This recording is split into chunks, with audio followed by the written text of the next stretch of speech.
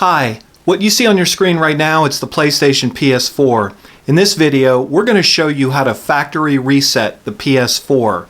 Now, if you're not already a subscriber, please hit the free subscription button at the bottom right of your video, and we're going to start right after this.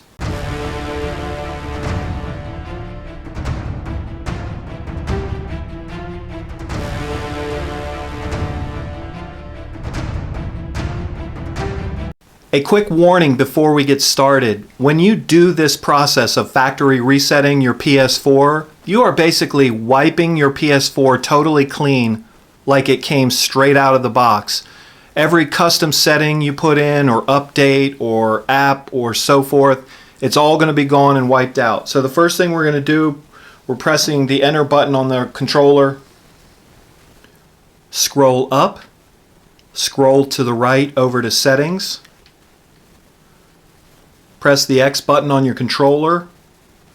Scroll all the way down to the bottom. Initialization. Select that with the X button on your controller. Scroll down to Restore Default Settings. Select that with the X button on your controller. Here is a list of everything that's going to be reset effectively to the factory default settings. Scroll all the way down, highlight the word Restore, and press the X key on your controller. The settings will be returned to default values. Are you sure you want to continue? In this case, we're selecting yes. If this is not what you want to do not follow this example.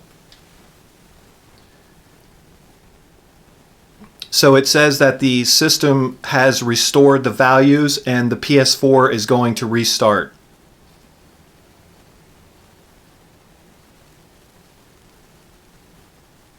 The PS4 is restarting after about 40 seconds.